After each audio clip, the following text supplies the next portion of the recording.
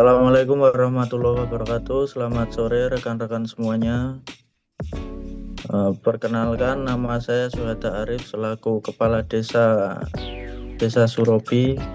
Dalam kesempatan kali ini kita akan melakukan diskusi mengenai studi kasus bisnis air minum dalam kemasan atau AMDK Koperasi Desa Merah Putih, Perusahaan Patungan PT Air Merah Putih Lestari.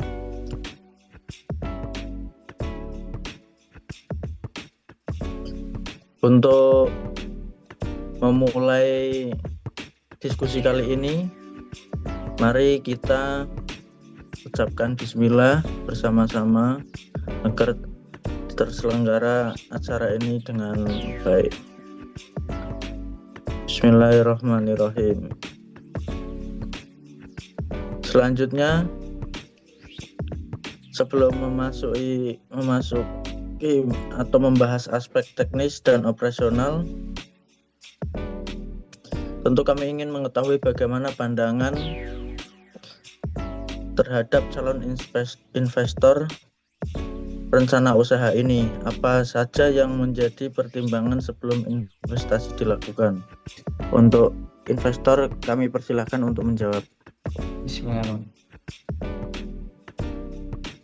Baik, terima kasih Bapak Kepala Desa dan salam sejahtera untuk seluruh peserta diskusi. Perkenalkan, nama saya Erik. Saya mewakili Nordic Water Capital sebagai calon investor dalam rencana pengembangan usaha air minum dalam kemasan di Desa Surobi ini. Kami melihat potensi sumber air desa ini sangat baik untuk dikembangkan menjadi usaha yang tidak hanya menguntungkan secara ekonomi, tetapi juga dikelola secara bertanggung jawab dari sisi sosial dan lingkungan. Oke, baik. Pertama-tama, jadi kami ingin mengonfirmasi struktur saham yang telah dirancang dalam kerjasama ini, yaitu 55% untuk Kopdes Merah Putih Desa Surobi dan 45% untuk investor. Jadi di mana dasar pembagian tersebut bahwa desa menyertakan lahan lokasi yaitu 3 mata air dan 1 sumur artesis sebagai penyertaan modal yang nilainya setara dengan 55% saham. Sementara itu, kami sebagai investor menyertakan peralatan instalasi pengolahan air, sistem filtrasi dan disinfeksi, lini pengisian kemasan, serta modal kerja operasional untuk tahun pertama yang nilainya setara dengan 45% saham. Jadi dengan struktur ini, kami menghormati bahwa desa tetap menjadi pemegang saham mayoritas, sehingga kendali strategis atas aset-aset desa tetap terjaga. Oke, selanjutnya dari sisi kebijakan dividen.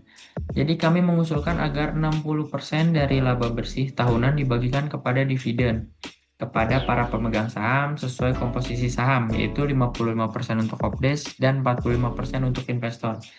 Adapun 40% sisanya kami usulkan untuk ditahan sebagai laba yang digunakan sebagai cadangan dan reinvestasi perusahaan. Dana ini penting untuk mendukung pengembangan usaha ke depan, seperti peningkatan kapasitas produksi, perawatan fasilitas, pengembangan energi surya, serta penguatan distribusi. Lalu dari sisi tata kelola perusahaan, kami juga mengusulkan adanya komposisi kursi komisaris atau direksi yang proporsional sesuai dengan kepemilikan saham. Selain itu, kami mengusulkan adanya hak veto khusus untuk keputusan strategis tertentu, seperti pengambilan utang baru, perubahan bidang usaha utama, atau penjualan aset produksi utama. Hal ini kami pandang penting agar keputusan besar yang dapat mempengaruhi keberlangsungan perusahaan dapat dibahas dan disetujui secara bersama-sama oleh para pemegang saham. Lalu terkait target balik modal atau payback period, kami memandang bahwa investasi ini memiliki prospek yang baik. Namun kami ingin menyampaikan bahwa target pengembalian investasi sebaiknya disampaikan dalam bentuk rentang waktu, yaitu sekitar 3 hingga 5 tahun. Ya, angka tersebut bukanlah angka pasti, jadi hanya rentang waktu kisaran. Lalu nantinya rentang tersebut akan sangat bergantung pada realisasi penjualan. biaya operasional, efisiensi distribusi, serta keberhasilan perusahaan dalam menembus pasar domestik maupun ekspor. Oleh karena itu, kami berharap penjelasan rinci mengenai proyeksi keuangan yang dapat disampaikan lebih lanjut oleh Business Development Manager.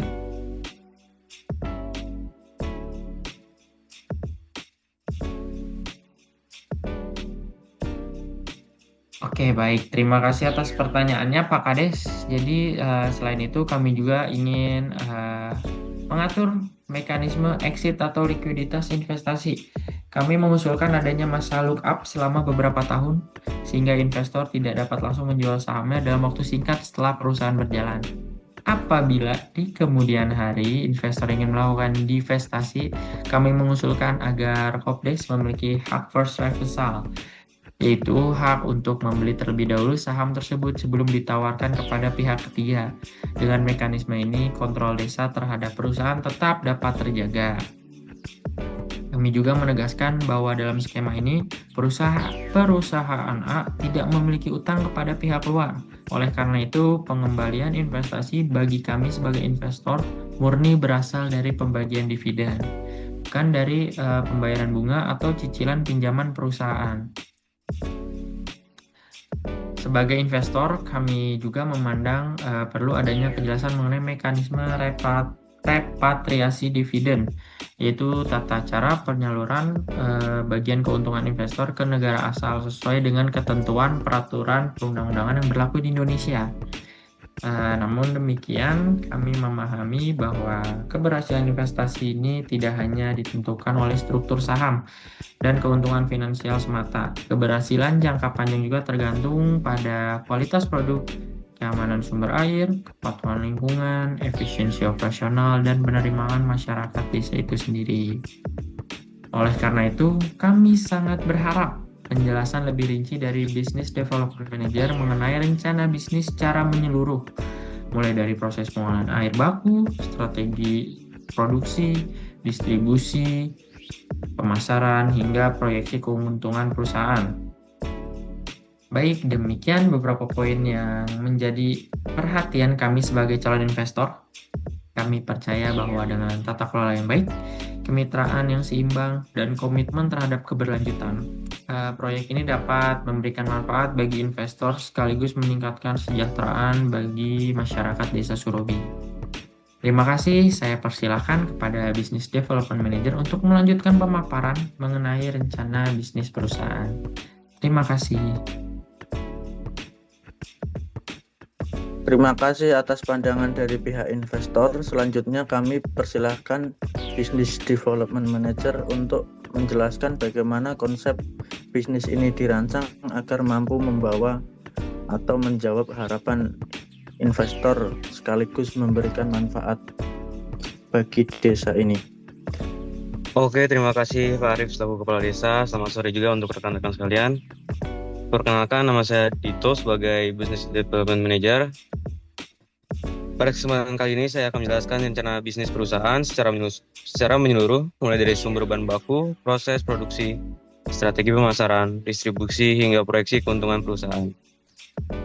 Sebelumnya, saya ingin menegaskan perusahaan ini dibangun dengan tujuan mengoptimalkan potensi sumber daya air yang dimiliki Desa Surabi menjadi produk air minum dalam kemasan atau AMDK yang memiliki nilai ekonomi tinggi.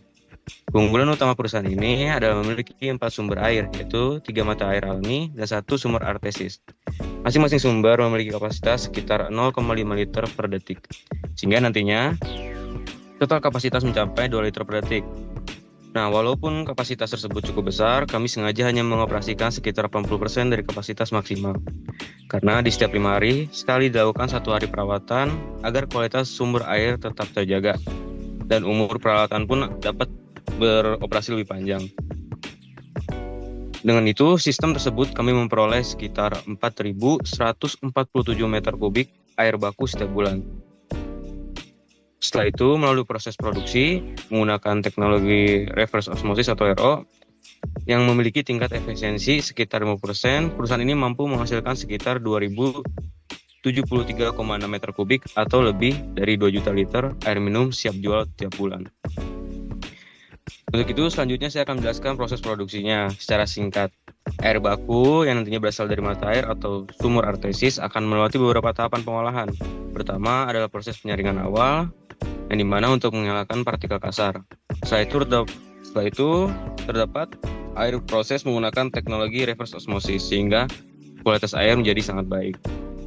Selanjutnya, ada proses disinfeksi menggunakan ozon atau sinar ultraviolet untuk memastikan air bebas dari mikroorganisme berbahaya. Setelah memenuhi seluruh standar kualitas, air akan masuk ke proses pengemasan secara otomatis. Nah, ini untuk meminimalisir resiko kontaminasi. Seluruh proses ini juga didukung dengan water safety plan. Lalu selanjutnya, produk yang kami hasilkan ini tidak hanya satu jenis. Perusahaan memproduksi 7 varian kemasan agar mampu memenuhi kebutuhan berbagai segmen pasar. Mulai dari botol plastik ukuran kecil yaitu 220 ml, sedang 600 ml, dan besar 1500 ml. Kemudian kita juga memproduksi galon 10 liter dan 20 liter. Hingga terdapat produk premium menggunakan botol kaca ukuran 600 ml dan 1500 ml. Strategi ini kami pilih agar perusahaan tidak tergantung pada satu jenis produk, sehingga nanti dapat meningkatkan peluang penjualan menjadi lebih besar. Dari sisi pemasaran, strategi kami dibagi menjadi 2 pasar utama, yaitu pasar domestik dan pasar ekspor. Untuk pasar domestik, sekitar 800 meter kubik, produk setiap bulan akan didistribusikan ke 100 minimarket, sementara sisanya sekitar 1.273,6 meter kubik akan dipasarkan ke luar negeri melalui gudang pelabuhan importir. Dengan strategi ini, perusahaan memiliki sumber pendapatan yang nantinya akan lebih stabil karena tidak hanya bergantung pada pasar dalam negeri. Berdasarkan perhitungan bisnis yang telah kami lakukan, dengan asumsi harga jual saat ini, nantinya perusahaan sudah memproyeksikan perolehan pendapatan sekitar 6,24 miliar setiap bulan atau sekitar 74,9 miliar rupiah per tahun. Tentunya angka ini masih berupa proyeksi rekan-rekan, sehingga nantinya akan divalidasi kembali melalui riset pasar, kerjasama dengan minimarket, serta letter of intent dari calon importir sebelum perusahaan beroperasi secara penuh.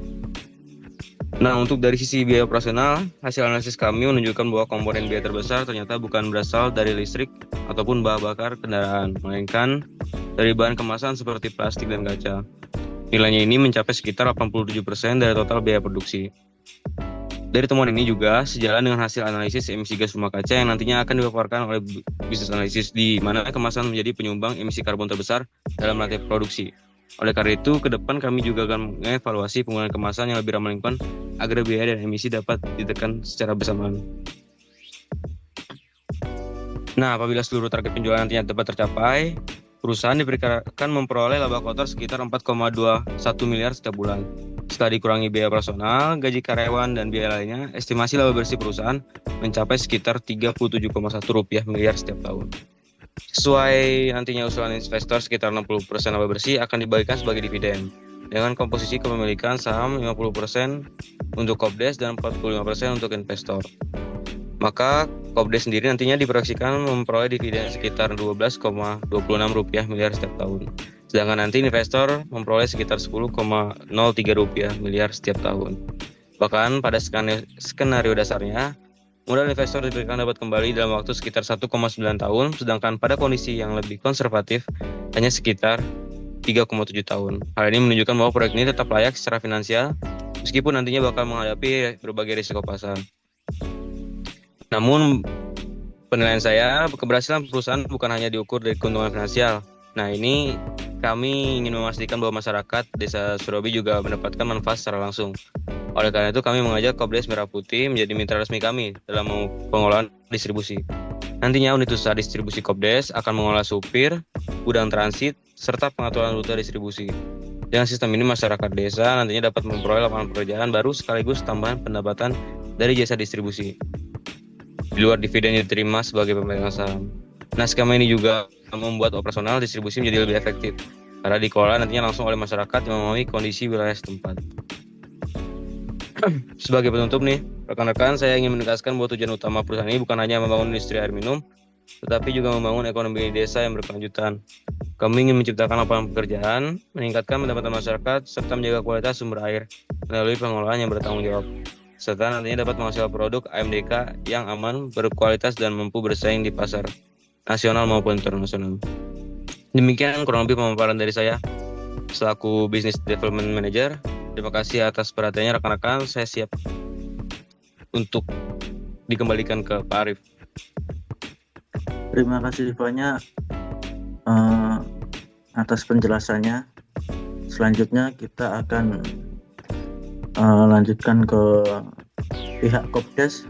Tentunya sebuah usaha ini tidak hanya membutuhkan perencanaan bisnis, tapi juga pelaksanaan di lapangan. Oleh karena itu, kami ingin mendengarkan bagaimana kesiapan dari pihak Kopdes sebagaimana mitra operasional dan distribusi. Kami persilahkan.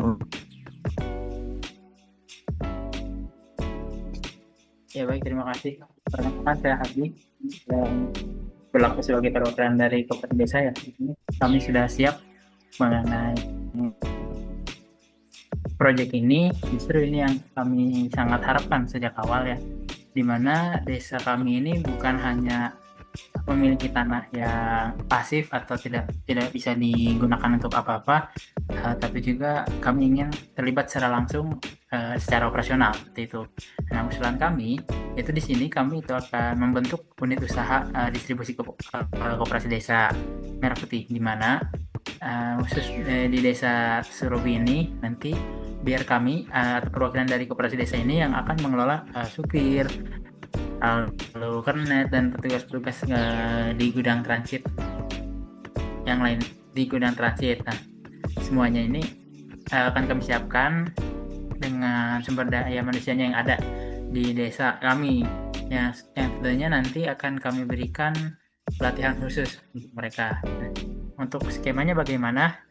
Untuk skemanya itu sendiri kita menggunakan fee for service ya, di mana perusahaan nanti akan tetap menyediakan atau menyewa armada serta menanggung akomodasi seperti bahan bakar ya untuk kendaraannya.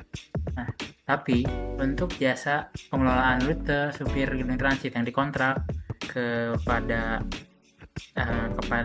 usaha kami koperasi desa seperti itu akan dikenakan tarif per kilometer. Nah, nanti dari perhitungan kami dengan tim itu setara dengan 72,9 juta per bulan, di mana jika ditotalkan dalam 1 tahun itu adalah 874,8 juta per tahun, di luar dari dividen 55% yang sudah kami terima sebagai pemegang saham.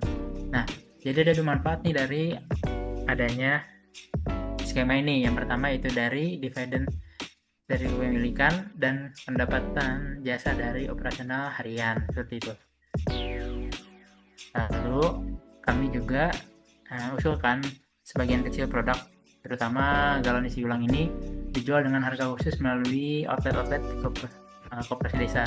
Supaya apa? Supaya manfaatnya juga terasa langsung dalam bentuk akses air minum yang terjangkau. Bukan hanya dividen di atas kertas yang kami minta, namun juga dukungan pelatihan pengemudi yang aman, standar keselamatan kerja gudang, dan juga jaminan bahwa jadwal ke 100 minimarket serta harian ke pelabuhan disusun bersama. Supaya apa? Supaya beban kerja sopir kami wajar dan tidak ada paksaan di sini. Sekian yang saya sampaikan. Waalaikumsalam, terima kasih banyak Mas Hasbi. Selain aspek bisnis, kualitas air minum merupakan prioritas utama. Kami persilahkan kepada bisnis analisis menjelaskan bagaimana keamanan air dijamin melalui water safety plan. Kami persilahkan untuk bisnis analisis. Oke, baik. Terima kasih Pak Kades. Terima kasih banyak atas kesempatannya. Perkenalkan, saya Regi Syafarezi sebagai business analyst. Oke, betul sekali Pak. Kualitas dan keamanan air ini yang merupakan fondasi utama sebelum kita bicara tentang untung rugi bisnis. Karena sebaik apapun proyeksi keuangan kita, kalau air yang keluar dari pabrik kita yang tidak aman, maka semuanya akan sia-sia. Izinkan saya menjelaskan terlebih dahulu ya. Oke, jadi apa sih Water Safety Plan itu? Water Safety Plan atau WSP adalah pendekatan preventif yang dikembangkan oleh WHO untuk menjamin keamanan air minum, mulai dari sumber air sampai ke tangan konsumen. Konsep dasarnya ini disebut sebagai multi-barrier approach. Jadi, keamanan air tidak hanya bergantung pada satu titik, tetapi dijaga berlapis pada setiap tahap. Bedanya dengan pendekatan konvensional yang biasanya hanya menguji kualitas produk di akhir, WSP ini berfokus pada 3 hal, yaitu identifikasi bahaya, pengendalian risiko, dan juga pemantauan di setiap tahap produksi. Kenapa ini penting? Karena kalau kita hanya mengandalkan uji produk akhir, begitu ketahuan ada masalah, di mana produk itu sudah jadi, atau sudah mungkin di gudang, bahkan sudah di rak minimarket, WSP memastikan kita bisa mendeteksi dan mengendalikan masalah sebelum sampai sejauh itu. Oke, jadi WSP yang kami susun ini mengacu pada 3 rujukan utama. Yang pertama, WHO Water Safety Plan Manual sebagai kerangka utama. Kedua, Peraturan Menteri Kesehatan tentang Standar Kualitas Air Minum dan SNI 3553 2015 khusus untuk air minum dalam kemasan sebagai baku mutu yang harus kita penuhi. Dan yang ketiga adalah pendekatan HACCP atau Hazard Analysis Critical Control Point yang aslinya dikembangkan untuk industri pangan tetapi tetap sangat relevan diadaptasi ke industri air minum karena pada intinya sama. Oke, secara metodologi, WSP ini terdiri dari 7 langkah. Yang pertama adalah deskripsi sistem, kemudian identifikasi bahaya, penilaian risiko, penetapan tindakan pengendalian, monitoring, verifikasi, dan tindakan korektif. Ketujuh langkah ini sangat berkaitan, karena bukan hanya dokumen yang dibuat sekali lalu disimpan, tetapi hal ini merupakan siklus yang harus terus dievaluasi. Pada kesempatan kali ini saya akan fokuskan ke 4 langkah awal, yaitu deskripsi sistem, identifikasi bahaya, penilaian risiko, hingga rencana pengendaliannya. Oke, sebelum masuk ke identifikasi bahaya, di sini saya akan menjelaskan terlebih dahulu alur produksinya supaya nanti dapat lebih jelas kenapa tiap tahapan punya resiko yang berbeda. Oke, air baku kita ini berasal dari 3 mata air dan satu sumur artesis dengan kapasitas total 2 liter per detik dan kapasitas efektif 80% karena ada jadwal perawatan rutin. Itu setara sekitar 4.147 meter kubik air baku per bulan. Dari sumber air masuk ke penampungan, lalu dilakukan pre-treatment. Di sini fungsinya untuk menyaring partikel kasar dan sedimen supaya tidak membebani proses berikutnya. Setelah itu, air masuk ke unit reverse osmosis dengan yield 50%, yang berarti dari 100 liter air baku, hanya 50 liter yang lolos menjadi produk, sisanya menjadi air reject. Di mana RO ini fungsinya untuk menyaring partikel terlalur, mineral berlebih, dan mikroorganisme sampai skala molekuler. Setelah RO, air melalui tahap desinfeksi menggunakan UV dan ozon. Ini lapisan pertahanan terakhir untuk memastikan mikroorganisme yang mungkin lolos itu benar-benar mati. Baru setelah itu masuk ke proses filling dan packaging untuk 7 varian kemasan kimia. Dari mulai botol plastik 220 ml, galon 10 dan 20 liter hingga botol kaca. Dari situ produk masuk gudang lalu didistribusikan ke 100 minimarket dan diekspor. Jadi totalnya akan ada 6 titik utama yang kami analisis risikonya secara terpisah. Oke, selanjutnya kita akan memasuki ke identifikasi bahaya dan risikonya. Oke, pertama, di sumber air, mata air kita berisiko terkontaminasi mikrobiologi, bakteri seperti E. coli, dan juga total coliform. Terutama saat musim hujan karena limpasan air permukaan yang membawa kotoran dari sekitar catchment area. Ditambah adanya aktivitas manusia dan hewan ternak di sekitar sumber.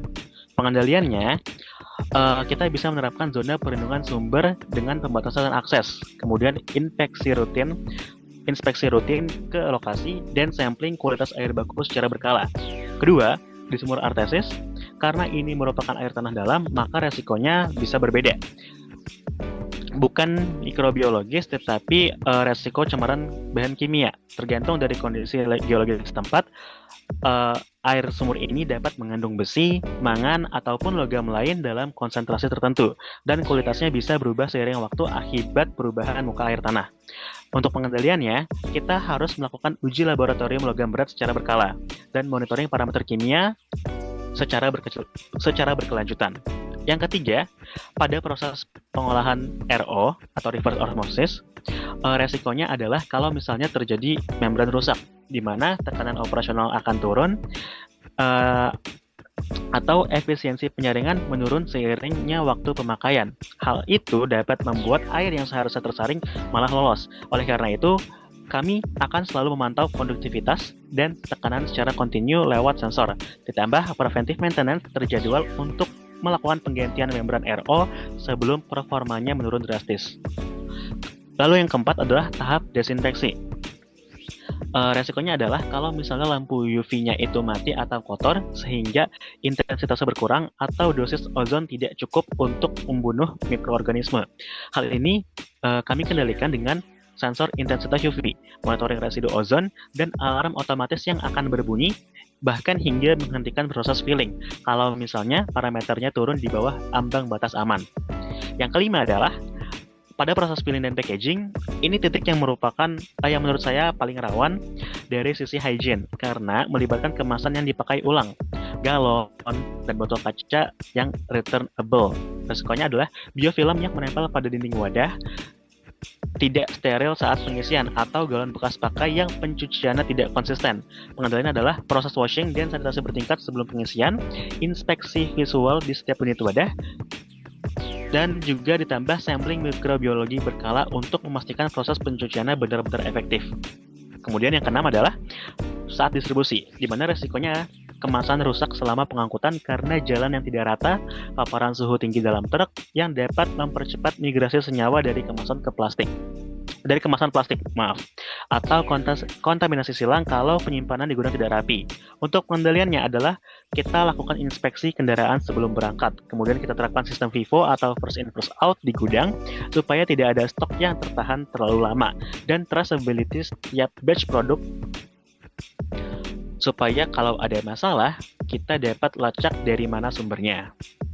Oke, berikutnya dari 6 titik bahaya tadi, kami menerapkan 5 titik sebagai critical control point-nya. Di air baku, parameternya yaitu pH, TDS, dan turbidinitas dengan batas kritis mengacu kepada baku mutu air baku AMDK. Kalau turbidinitasnya melebihi ambang, air tidak dilanjutkan proses berikutnya.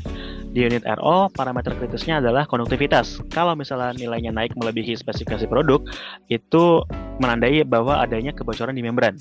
Di UV dan ozon, parameter kritisnya adalah intensitas disinfeksi, di mana itu harus dipantau secara kontinu. Karena ini merupakan lapisan pertahanan terakhir sebelum pengisian. Nah, kemudian di bagian filling, parameter kritisnya adalah tentang tingkat sanitasi, diverifikasi lewat swab test di setiap batch pencucian, dan yang terakhir di produk akhir, parameter kritisnya total coliform dan E. coli dengan standar 0, yang mana tidak boleh terdeteksi sama sekali per 100 ml. Ini sesuai dengan SNI 3553 tahun 2015. Kelima titik ini yang pemantauannya paling ketat dibanding titik yang lain, karena kalau salah satu gagal, dampaknya langsung kepada keamanan produk yang sampai ke konsumen. Oke, selanjutnya ada satu hal lagi yang di sini saya soroti secara khusus, yaitu karena yield RO kita hanya 50%, yang mana berarti hanya sekitar 2073,6 meter kubik. Ada yang mana artinya ada sekitar 2073,6 meter kubik air reject per bulan. Ini volumenya persis sama besar dengan air produk yang kita hasilkan. Dan tentunya ini bukanlah angka yang kecil, jadi kita tidak bisa membuang begitu saja. Rencana kami adalah sebagian air reject ini dimanfaatkan kembali untuk kebutuhan non-produk, seperti pencucian awal galon dan area non-food contact di pabrik, supaya tidak ada air yang terbuang secara percuma. Oke, selanjutnya, kalau misalnya di salah satu titik kendali kritis tadi, hasil pemantauannya melebihi ambang batas, kami sudah mempunyai prosedur tanggap darurat yang jelas urutannya. Pertama, produk kita hentikan sementara di titik yang bermasalah. Kedua, batch yang terdampak ditahan dan tidak diloloskan ke tahap distribusi. Yang ketiga, dilakukan investigasi untuk mencari akar masalahnya, apakah dari sumber, dari alat, atau dari proses. Keempat, sanitasi ulang di titik yang bermasalah dan produksi lalu dilanjutkan kembali setelah verifikasi laboratorium menyatakan aman. Kalau ternyata produk sudah terlanjur terdistribusi sebelum masalah terdeteksi, ada jalur recall langsung ke titik-titik penjualan karena setiap batch punya kode lot yang tertelusur. Jadi kurang lebih begitu, Pak. Karena keamanan air minum itu tidak cukup hanya dijamin lewat uji produk akhir, tetapi kita harus melakukan pengambilan resiko dari seluruh tahap yang ada. Begitu Pak kira-kira. Terima kasih. Terima kasih banyak atas penjelasannya Pak Irki. Selanjutnya kita akan mendengar penjelasan dari bisnis analisis yang kedua, yaitu selain menghasilkan produk berkualitas, industri juga harus memperhatikan dampak lingkungannya. Mari kita bahas perhitungan emisi gas rumah kaca atau GHG accounting. Kami persilahkan untuk bisnis analisis untuk menjelaskan. Baiklah, terima kasih Pak Arif. Perkenalkan, saya Farhan sebagai bisnis analis. Di sini saya akan menjelaskan secara singkat mengenai greenhouse gas accounting atau GHG accounting, di mana proses ini tuh mengidentifikasi, menghitung, dan juga nanti ada pelaporan mengenai emisi gas rumah kaca yang dihasilkan dari seluruh aktivitas operasional dari perusahaan kita ini. Nah, jadi GHG accounting ini sekarang tuh menjadi penting gitu, karena dia tidak hanya menunjukkan tanggung jawab perusahaan terhadap lingkungan, tapi ini juga bisa jadi indikator utama dalam penerapan prinsip environmental, social, and governance atau ESG ya. Jadi banyak investor, lembaga keuangan, sama negara-negara luar gitu yang mulai mensyaratkan adanya pelaporan jejak carbon footprint, jejak karbon ya, sebagai bagian dari penilaian keberlanjutan suatu perusahaan atau sustainability-nya. Nah, jadi langsung aja untuk metode yang digunakan dan standar acuan yang digunakan itu kita pertama untuk pembagian pengelompokan sumber emisi ke dalam skop 1, skop 2, skop 3-nya itu menggunakan GHG protokol. Lalu untuk inventarisasi, perhitungan sampai pelaporan emisinya, ini kita menggunakan standar ISO 14064-1. Nah, jadi seperti yang kita tahu ya, bahwa nanti di perusahaan itu untuk penggunaan kendaraan distribusinya itu 80% itu nanti akan disewakan gitu ya, dengan menyewakan 80% ya untuk truk yang kita gunakan untuk distribusi, tetapi untuk emisinya itu nanti masih tetap akan ditanggung oleh perusahaan gitu ya, karena bahan bakarnya itu disediakan oleh perusahaan. Nah, jadi lanjut aja langsung ke skop yang pertama. Ini adalah emisi langsung yang berasal dari sumber yang dimiliki atau dikendalikan oleh perusahaan itu sendiri. Nah, pada skop 1 ini fokusnya itu adalah yang paling banyak adalah pada proses distribusi, yaitu konsumsi bahan bakar solar, yaitu hingga sekitar 5.000 liter per bulan. Nah, ini tuh untuk proses distribusi ke 100 minimarket dan juga distribusi ke gudang pelabuhan ya untuk keperluan ekspor nantinya. Nah, jadi walaupun kita menggunakan 50% kendaraan listrik gitu ya, tetapi karena kilometernya itu sampai 20.000 km per bulan ya untuk jarak tempuh dari kendaraan truk ini ya untuk distribusinya, maka emisi yang dihasilkan pun akan sangat besar gitu, hingga 13,57 ton emisi karbon dioksida per bulannya. Dan ini tuh menyumbang sekitar 4,4% dari total emisi perusahaan ini. Lanjut ke skop 2, yang ini tuh adalah emisi yang tidak langsung yang berasal dari energi listrik yang dibeli oleh perusahaan. Nah, untuk perusahaan ini kan kita masih menggunakan energi listrik ya dari PLN, dan juga 20%-nya itu dari energi surya gitu. Jadi situ nanti akan ada cut off untuk penggunaan KWH-nya per bulannya. Dan untuk energi listriknya ini yang paling banyak itu digunakan, yang pertama untuk yang paling banyak itu ya untuk pengisian daya kendaraan listrik untuk distribusi. Dan yang keduanya itu adalah untuk proses instalasi pengolahan airnya itu ya untuk proses produksi. Nah, untuk energinya sendiri itu kita menggunakan sampai sekitar 4.000 kWh per bulan. Nah, itu pun udah dipotong dengan uh, energi dari energi surya yang kita hasilkan itu sekitar 1000 kWh per bulan. Nah, untuk energi emisi dari IPA kita itu sekitar 3,61 ton emisi karbon dioksida per bulannya. Dan yang paling banyak itu di sini untuk skop 2 itu adalah dari pengisian daya truk listrik sebesar 17,62 ton emisi karbon dioksida per bulan. Nah, ini tuh dengan faktor emisi gridnya itu 0,87 kg karbon dioksida per kWh penggunaannya. Nah, hingga totalnya itu menjadi sekitar 21,23 ton emisi karbon dioksida per bulan. Nah, ini tuh lebih banyak ya, sekitar 6,9 atau 7%-an yang dari total emisi perusahaan. Lebih banyak dari skop 1 malahan. Nah, yang terakhir adalah skop 3. Nah, skop 3 ini merupakan emisi tidak langsung lainnya yang berasal dari seluruh rantai nilai perusahaan.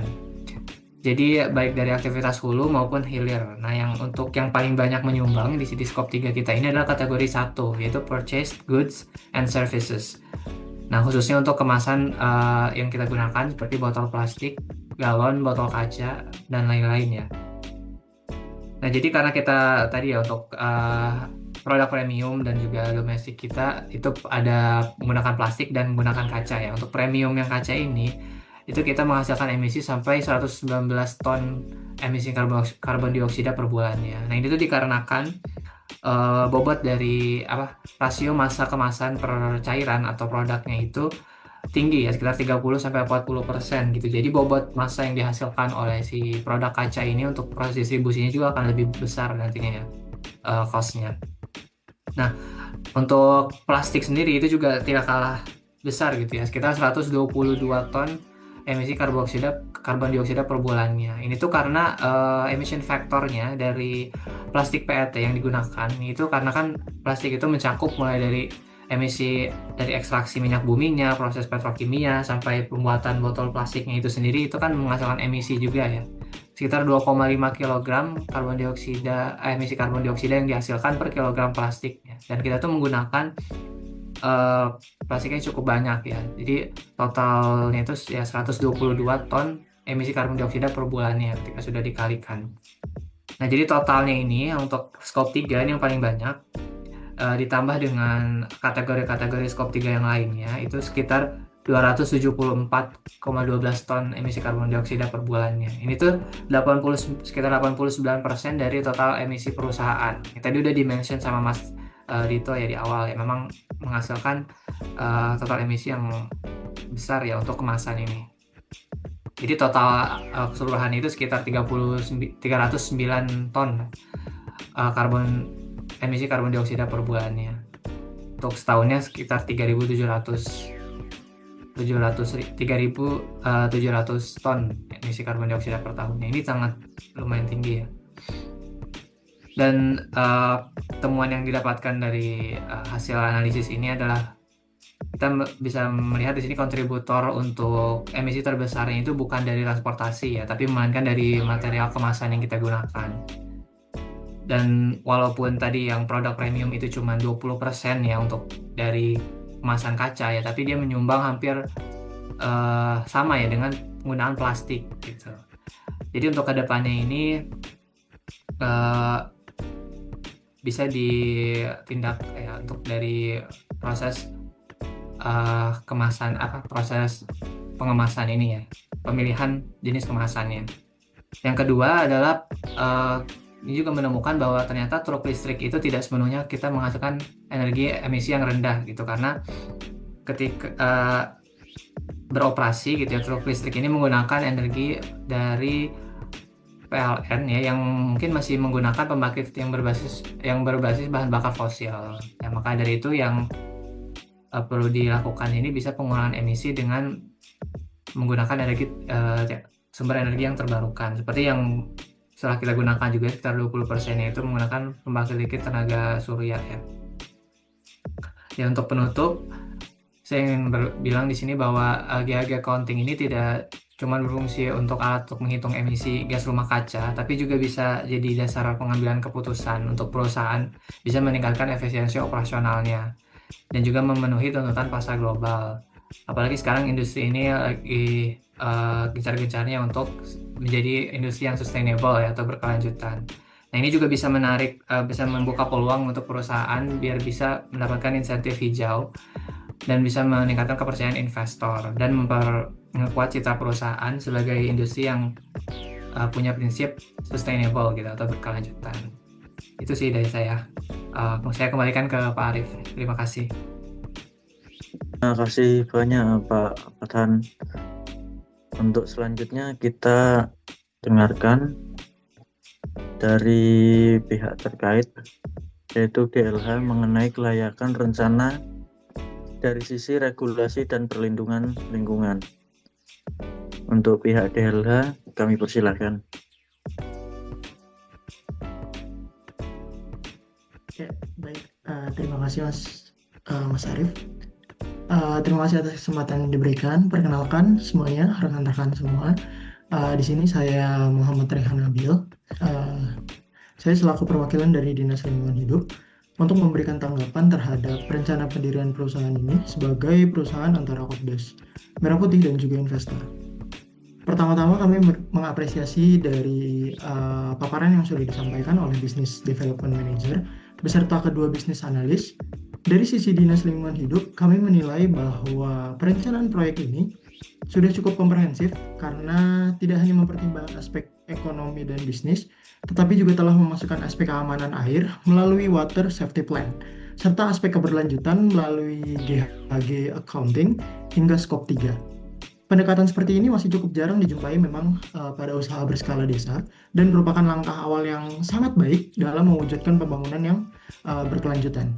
Namun memang sebelum proyek ini dapat dilaksanakan, ada beberapa persyaratan yang wajib sekali dipenuhi oleh rekan-rekan sesuai ketentuan yang berlaku.